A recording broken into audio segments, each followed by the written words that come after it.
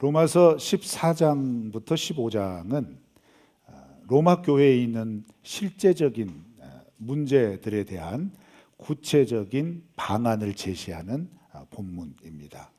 그래서 이 본문을 이해하기 위해서는 먼저 큰 틀에서 잊지 마셔야 할 전제가 있는데, 로마서의 핵심인 구원의 복음, 믿음의 법을 따라 구원을 받은 우리들이 그 구원받은 존재로서의 합당한 삶을 이렇게 살아가야 한다라고 하는 것을 당시 로마 교회에 일어났던 실제적인 문제를 들어서 설명을 해주고 있는 겁니다. 그렇기 때문에 먼저 우리가 이해하기 위해서 당시 로마 교회의 상황을 다시 한번 되짚어 볼 필요가 있죠. 로마 교회에 일어났던 문제점이 무엇이었느냐? 14장 2절 말씀을 우리 한번 다 같이 읽어보실까요? 14장 2절입니다. 어떤 사람은 모든 것을 먹을 만한 믿음이 있고 믿음이 연약한 자는 채소만 먹느니라. 네, 이게 문제였습니다. 이해가 안 되시죠? 어떤 사람은 모든 것을 먹을 만한 믿음이 있고 어떤 사람은 채소만 먹는 사람이 있는데, 그 채소만 먹는 사람을 어떻게 표현을 했냐면 믿음이 연약한 자는, 이렇게 표현을 하고 있는 겁니다. 그럼 믿음이 연약한 게 뭘까? 이 로마서 말씀 14장을 생뚱맞게 툭 띄어놔서 이 부분만 보면 도무지 무슨 말인지를 모르는 것 같죠. 로마서는 AD 57년경에 기록된 성경이라고 예전에 한번 말씀을 드렸습니다. 그리고 이 57년경의 상황은 어떤 상황이었느냐? 바울이 3차 전도 여행을 마무리하고 있는 시점이고 고린도라고 하는 지역에서 이 편지를 쓰고 있는 겁니다. 그리고 이 편지를 쓰는 중요한 목적은 뭐냐면 로마 교회에 하나님 나라의 복음을 새롭게 갱신을 시키고 새롭게 정립을 시켜서 그 은혜로 바울 자신이 그때 당시 땅끝이라고 여겨졌던 스페인 지역으로의 전도 여행을 도와달라라고 하는 목적으로 이 편지를 썼다고 말씀을 드렸습니다. 그래서 이 편지는 크게 두 부분으로 나눠지는 거예요. 전반부에서는 하나님 나라의 복음이 무엇이냐. 그래서 우리는 1장부터 9장까지 이 복음의 핵심을 하나님의 의로움이 되시는 예수 그리스도를 믿는 믿음의 법으로 구원받은 은혜, 우리라고 하는 것으로 우리가 압축을 시켰고, 그렇게 예수님으로 인하여서 하나님의 새로운 백성이 된 구원받은 성도들은 어떤 삶을 살아야 하느냐에 대하여서 후반부의 내용이 펼쳐지는 겁니다. 그런데 그 후반부의 내용을 펼치기에 앞서 10장부터 13장까지는 굉장히 중요한 개념을 다루는데, 이런 구원받은 사람의 성도의 삶을 살아가는 가장 중요한 원리는 다른 게 아니고, 하나님께서 죄로 인하여서 충분히 저주받고 완전히 심판받아 마땅한 우리들을 그럼에도 불구하고 끝까지 사랑하셔서 사랑의 제한이 없이 베푸신 그 사랑으로 우리가 구원을 받았으니 우리도 그 사랑을 흉내내며 사랑의 원리로 살아가야 한다라고 먼저 정리를 해줍니다. 이렇게 정리를 해주는 이유는 분명합니다. 하고 싶은 말을 하고 싶어서요. 그 하고 싶은 말이 뭐예요? 14장, 15장인 거예요. 그 14장 내용이 뭐냐? 2절. 어떤 사람은 음식을 가린다는 거예요. 그런데 어떤 사람은 그 가리기 때문에 가리지 않고 다 먹는다는 거죠. 그런데 이 문제는 음식 문제뿐만 아니라 14장에서는 포도주를 마시는 문제, 그 다음에 절기를 지키는 문제, 안식일을 지키는 문제와 연결이 되어 있습니다. 그런데 이걸 이해하려면 무엇을 또 이해해야 되느냐? 이때 당시 유대인의 삶의 독특성을 이해를 하셔야 됩니다. 유대인들은 하나님께서 선택하신 민족이고 하나님의 백성이라는 자부심이 있는데, 그 자부심을 자신들의 몸에는 할례라고 하는 표식으로 드러내고 자기들의 삶의 방식에는 하나님께서 명령하신 독특한 삶의 방식이 있었다는 거예요. 그 방식이 뭐냐? 안식일을 지키는 겁니다. 에이, 그게 무슨 독특한 삶의 방식이야? 이렇게 생각할 수 있는데, 자, 한번 생각해 보시겠어요? 오늘날처럼 주 5일 근무를 하고 이틀을 쉬는 형태가 과연 이 로마서가 쓰여질 1세기 당시에 있었을까요? 그런 거 별로 관심 없으시죠? 그런 관심이 이런 목사들이나 관심이 있는 거예요. 그렇죠? 없었어요. 1년에 지금처럼 주말은 없습니다. 주말 전에 일요일 없습니다. 1년 내내 그냥 일하는 거예요. 그래서 이 시대에는 어떤 날이 가장 즐거운 날이냐? 축제일이 즐거운 날이에요. 왜요? 축제일 때는 일을 안 하잖아요. 그래서 1년에 정기적으로 축제일들이 있잖아요. 특별한 축제일. 그러면 그야말로 축제가 되는 거예요. 가장 좋은 게 뭐예요? 일 안 하니까. 즐겁게 즐길 수 있으니까. 그런 거죠. 모든 이방 민족들은 다 그런 형태의 삶을 살았습니다. 그래서 이 축제일은 무엇에 근거해 있느냐? 그들이 섬기는 우상과 관계가 되어 있는 거예요. 그래서 우상과 관련된 축제일들이 저마다 특징이 있게 다 있단 말이죠. 그런데 유대인들은 그런 삶이 아니라 7일째 정확히 쉬는 겁니다. 왜요? 하나님께서 쉬라고 하셨으니까. 그때 당시 다른 민족들은 이런 개념 자체가 없는 거예요. 자, 그런데 또 여기에서 이해를 하셔야 될 게, 이 유대인들이 가나안 땅, 우리가 알고 있는 지금의 이스라엘 땅에만 살았느냐? 그렇지 않다는 겁니다. 이스라엘의 역사를 여러분들도 교회를 오래 다니셨다면 아시겠지만, 어떤 시점을 기점으로 가나안 땅에서 흩어지기 시작했잖아요. 그리고 예수님 시대 주 1세기 이후에는 어떤 상황이 펼쳐지고 있었느냐? 세계 각국에 흩어진 유대인들이 굉장히 많았다는 거예요. 그래서 그들이 어떤 형태를 취해요? 그들의 삶의 평생에 한 번 정도는 예루살렘에 와서 제사를 드리고 하나님의 성전을 사모하는 그 강렬한 어떤 열망에 가지고 살았던 형태를 취했는데, 자, 이 형태에서 우리가 이해를 하셔야 할 또 한 가지, 그렇게 세계 각국에 흩어진 유대인들이 유대인으로서의 정체성을 지키기 위해서는 율법을 지켜야 하고 절기를 지켜야 해요. 그런데 여기에서 걸리는 문제가 두 가지가 생기는 겁니다. 어떤 문제가 생기느냐? 안식일을 지키려고 할 때 자기들이 살고 있는 지역에서는 이걸 용납하지 않는 거예요. 예를 들어서 유대인들이 권력층에 있거나 부유층에 있다면 상관없죠. 일하지 않아도 되니까. 그렇죠? 그러나 유대인들의 대부분의 삶은 어떤 삶이죠? 뭐 그렇게 부유층만 있었겠어요? 뭐 상권을 형성해서 많이 벌었을 수도 있겠지만 대부분 그렇지 않다는 겁니다. 그러니까 안식일을 지키기 위해서는 그들의 삶에 치열함이 필요했어요. 이해를 못 해줘요. 그럼에도 불구하고 자기들의 정체성을 지키기 위해서 투쟁하고 투쟁해서 유대인들의 그런 독특함을 인정해 주었다는 거예요. 적어도 로마 제국 통치하에서는 유대인들의 그러한 고유적인 체계에 대해서 인정을 해줬어요. 그리고 또 한 가지의 문제는 각기 민족이나 나라별로 섬기는 우상이 다르기 때문에 그 우상과 관련된 문화들이 있단 말이죠. 그런데 공통적인 것 중에 하나가 뭐냐면 주요 식자재들, 특히 고기와 같은 재료들은 상징적으로라도 우상에게 먼저 바쳐진 다음에 시장으로 나오게 돼 있어요. 이게 삶의 체계였습니다. 문화였습니다. 그러니까 어떤 문제가 생겨요? 유대인들은 하나님 외에 다른 우상들에게 바쳐진 제의적인 음식을 부정한 것이라고 그래서 먹을 수가 없단 말이에요. 그럼 어떤 문제가 생길까요? 고기는 먹을 수 없는 거예요. 그래서 흩어진 유대인들은 유대인 공동체를 이루면서 신전을 거치지 않는 그런 식자재를 공급받을 수 있는 유통체계를 따로 만들게 되는 겁니다.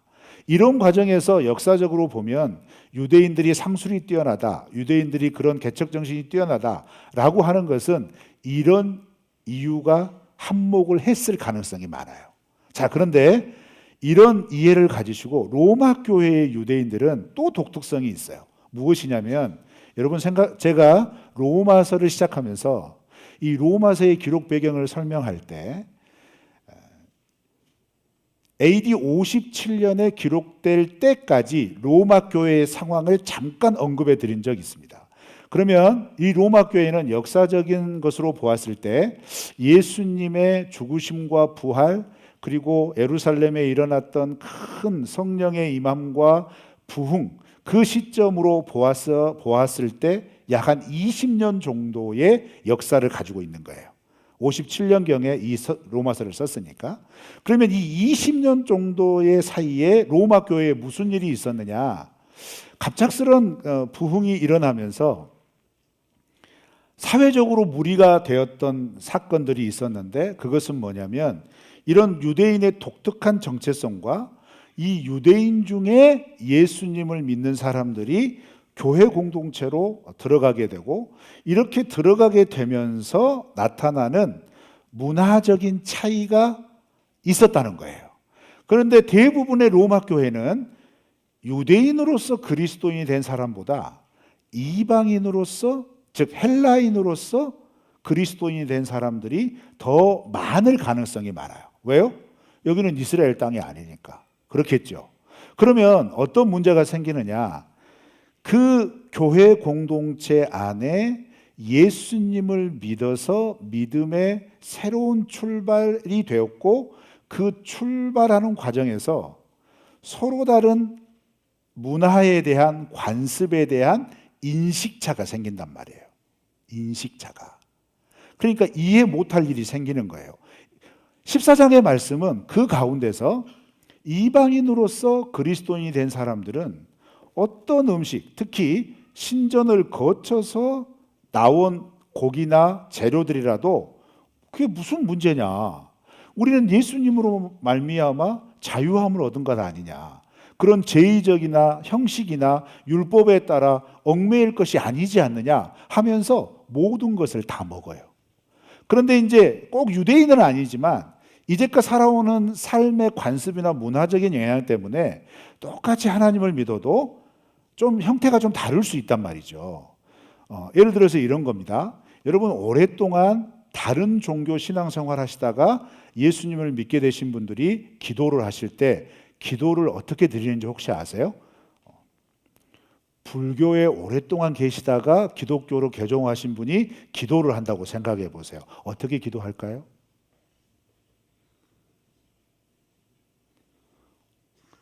잘못 말하면서 아미타불 할 수 있습니다. 그러지 않을까요?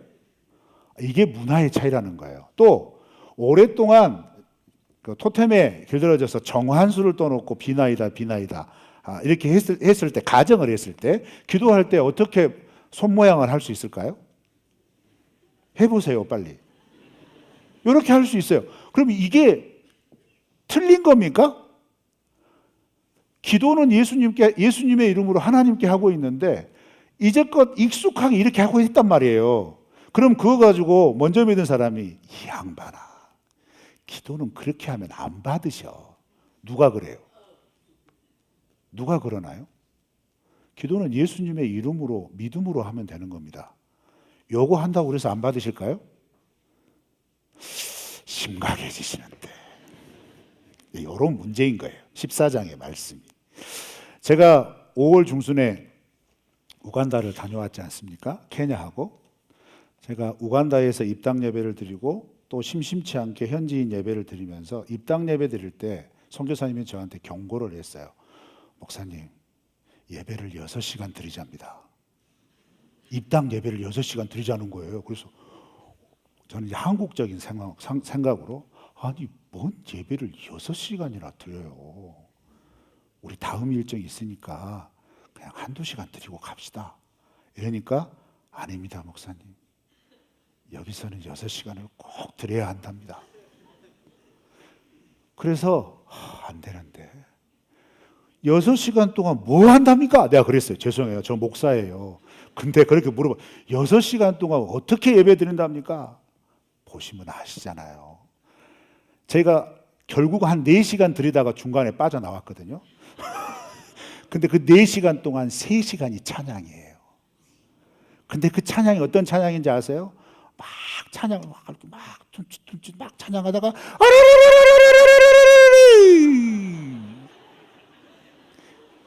충격이시죠? 아, 네, 우간다 옷 입고 했어야 되는데. 아리! 성가대 좀 보수적인 분들은 그게 뭔 찬양이냐고 막 그러실걸요? 거긴 아프리카, 여긴 한국. 이 차이란 말이에요. 음식에 관한 것도 이 견해차가 분명하다는 겁니다. 자, 그런데 14장에서 1절부터 12절까지는 여기에 대한 명쾌한 해답을 던져줘요. 첫 번째, 그런 모습과 관습과 문화가 다르더라도 그 모든 사람을 예수님이 구원하셨다. 그러니 업신여기거나 판단하지 말아라. 이겁니다. 두 번째, 그렇게 예수님이 구원함을 받은 그들이 자기 나름대로 예수님께 더 잘하려고 최선을 다해 믿어보려고 그렇게 하는 거다. 그러니 판단하지 말아라. 그 다음에 세 번째, 심판은 하나님이 하시는 거다.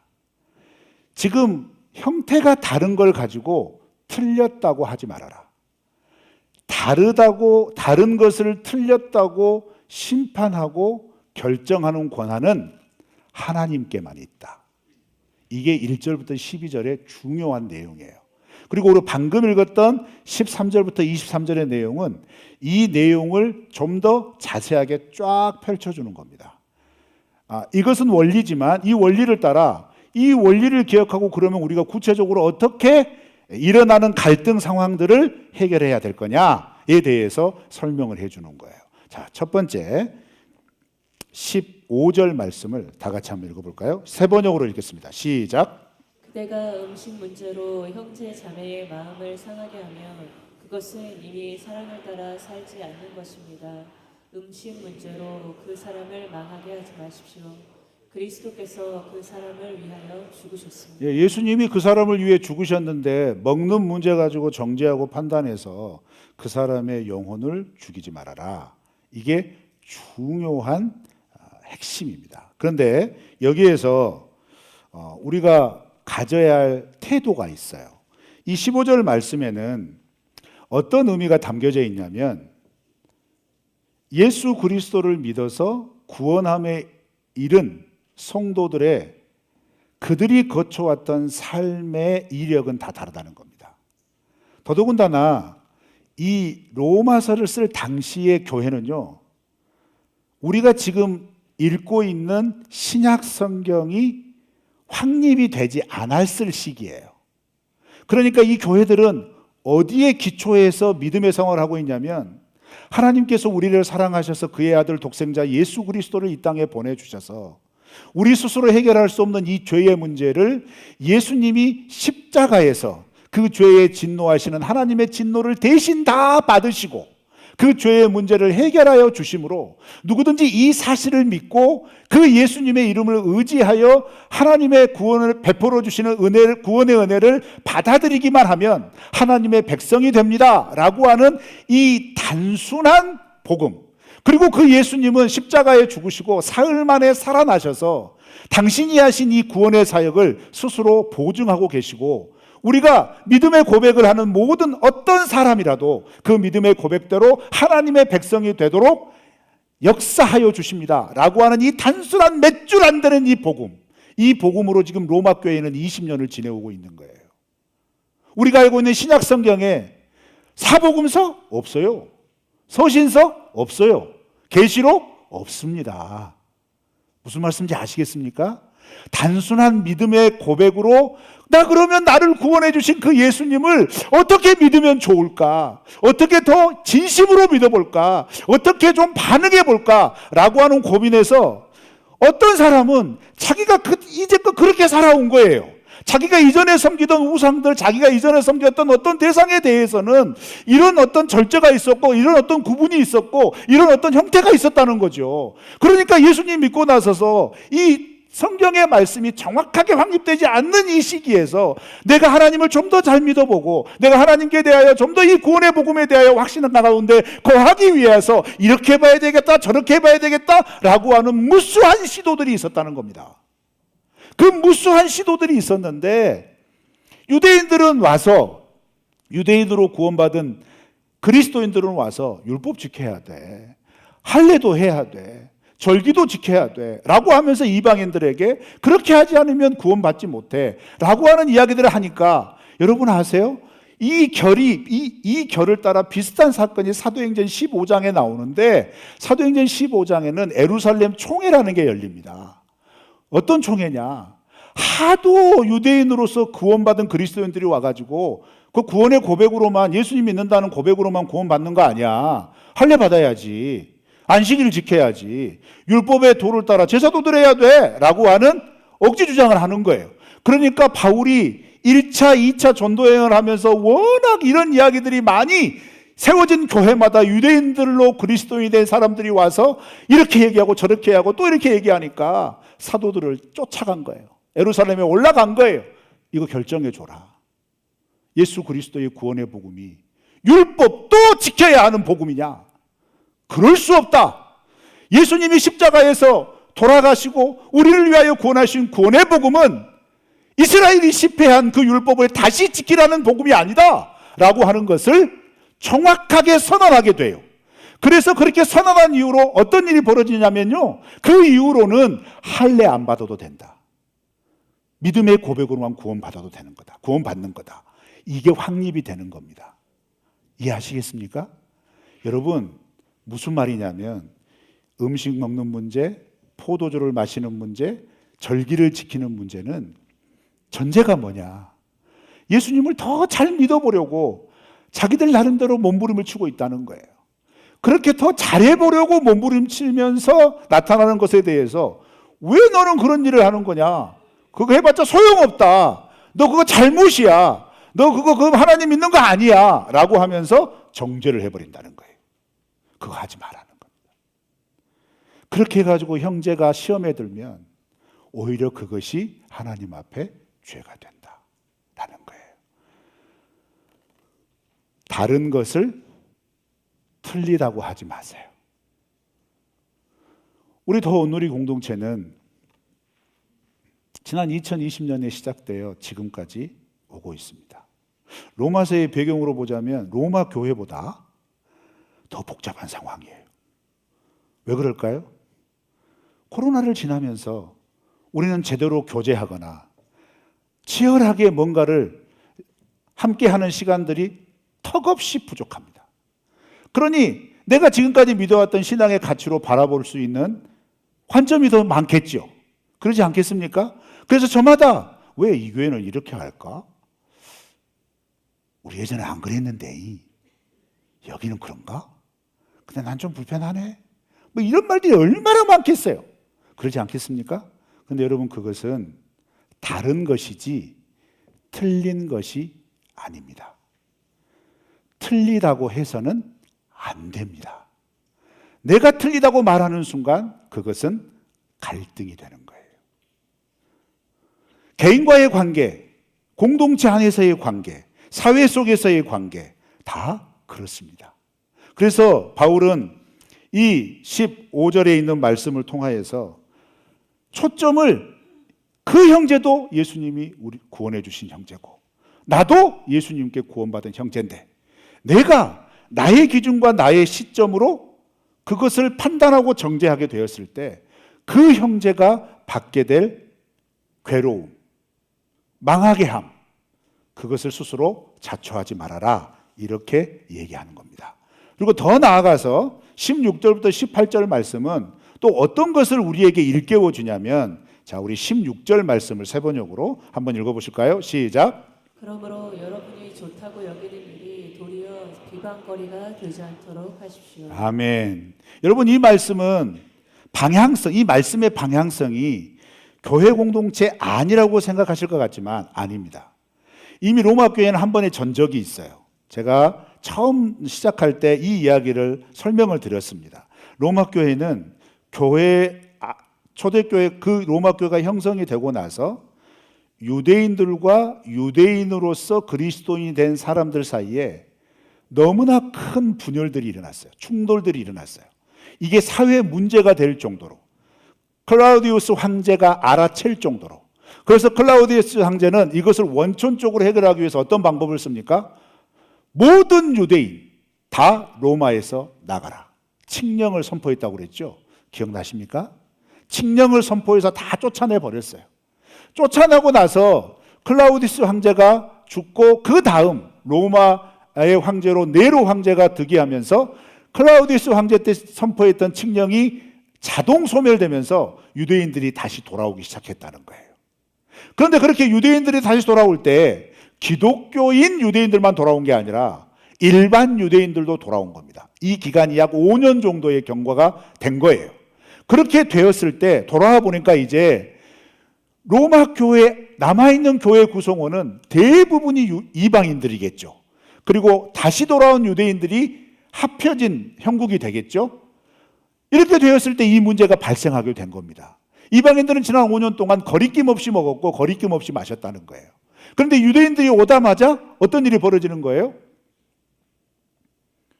자기들끼리 또 그 주장을 되풀이하는 거죠. 그러니 당황할 수밖에 없는 거고, 이방인으로서 그리스도인이 된 사람들은 예수 그리스도의 복음을 온전하게 누리지 못하는 거 아닌가? 그래갖고 되겠는가? 하면서 교회 안에 이 갈등이 점점 격화되어져서 교회 밖에 있는 사람들도 알아채게 된 겁니다. 자, 문제는 여기서 뭐가 되느냐? 아무리 좋은 의도로 우리 좀 더 잘 믿어봅시다, 우리 이렇게 해야 되지 않을까요? 라고 하면서 일어나는 어떤 모양이라도 그것이 갈등이고 분열의 모습으로 교회 밖에서 비춰졌을 때는 뭐가 될까요? 비방거리가 되는 겁니다. 그래서 여러분, 교회는요, 이 사회적인 책임감을 심각하게 갖고 계셔야 돼요. 그럴 수 있어 라고 쉽게 생각하지 마세요. 세상이 교회를 어떻게 보겠는가? 이건 무엇과 연결되는 거죠? 이 인식 자체로 예수 그리스도의 복음이 온전하게 세상에 비춰지는가 비춰지지 않는가를 판가름하게 된다는 거예요. 그래서 비방거리를 만들지 말아라, 이렇게 얘기를 하는 겁니다.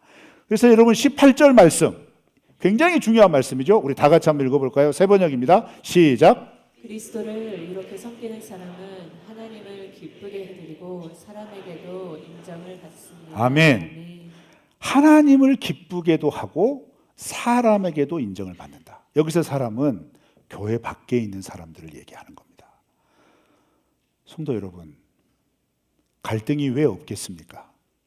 가정에서도 있을 거고, 개인 관계에도 있을 거고, 지역사회 안에서도 있을 거고, 직장 안에서도 갈등은 존재할 수밖에 없습니다. 그런데 그리스도인은 그 갈등의 현장에서 어떻게 해야 되는 거죠? 그 갈등을 정죄하고 판단하고 결론 짓는 결정자가 되어서는 안 됩니다. 하나님의 섭리 앞에 그것을 내려놓으실 수 있는 믿음이 필요합니다. 얼마나 답답합니까? 내 원대로 되지 않는 것들이 얼마나 속상합니까? 그러나 내 원대로 되어지는 것보다 하나님의 마음과 뜻이 드러나기까지 인내하는 것이 그리스도인의 자세인 겁니다. 왜 이렇게 해야 할까요? 하나님의 이름이 여러분의 말과 행동을 통해 투사가 됩니다. 어디에요?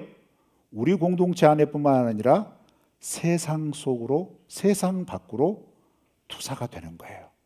그러니 여러분, 책임감을 가지시기를 주님의 이름으로 축원합니다. 세상은 교회를 바라보고 내용 관심 없습니다. 결과만 봅니다. 그래서 지금 한국 교회는 심각한 사면 초가에 몰려 있는 겁니다. 사연 없는 교회가 어디 있겠어요? 전후 맥락이 없는 사연이 왜 없겠어요? 그러나 교회 공동체는 세상 밖으로 비춰질 때 결과로만 판단이 되는 겁니다. 이걸 안다면 여러분, 우리 잘 살아야 돼요. 여러분, 우리 조심해야 합니다. 하나님의 마음과 뜻대로 살아가기 위해서 절망하셔야 돼요. 포기하셔야 돼요. 그것이 그리스도인의 삶이라는 겁니다. 그 삶을 하나님이 지켜보신다는 겁니다. 여러분, 이 용기가 있으시기를 주님의 이름으로 축원합니다. 마지막 세 번째는 19절부터 23절에 있는 말씀인데 특히 19절에 있는 말씀이에요. 이런 우리의 삶을 바울은 어떻게 규정하냐면 이렇게 규정합니다. 19절 우리 다 같이 한번 사번역으로 읽어볼까요? 시작. 그러므로 우리는 서로 화평을 도모하는 일과 서로 덕을 세우는 일에 힘을 씁시다. 여러분 여기서 화평을 도모한다 했을 때 이 화평은 평화, 여러분이 많이 들어보셨을 거예요. 에이레네입니다. 헬라어 많이 들어보셨을 겁니다. 그런데 이 에이레네라고 하는 단어는 굉장히 중요한 특징이 있는데 그냥 단순히 감정적으로 정서적으로 평안한 상태 이거 아닙니다. 하나님과의 관계에서 하나님의 마음과 뜻을 따라 안정된 상태, 이게 깔려있는 단어예요. 그러면 화평을 도모하는 일은 무엇일까요? 서로 성도가 교회 안에서 관계 안에서 화평을 도모하는 것은 하나님의 마음으로 하나님의 뜻을 따라 해야 할 순종의 영역이라는 거예요. 내가 하고 싶으면 하고 안 하고 싶으면 안 하는 게 아니라는 겁니다. 또 서로 덕을 세운다라고 하는 덕을 세우는 일이다라는 이 의미는 뭐냐면 오이코메도스라고 하는 말입니다. 근데 이 말의 중요한 의미는 또 뭐냐? 원래 직역하면 집을 세운다라는 의미예요. 이렇게 하나님의 마음과 뜻을 따라 살아가는 걸음걸음은 마치 집을 세우는 것과 같아서 어떤 과정에서 마음에 들지 않고 어떤 과정에서 에이 이렇게 해도 되겠지라고 하면서 소홀하게 되면 나중에 집을 짓고 나면 어떻게 되죠? 그 집이 안정이 되겠냐 이 말이에요.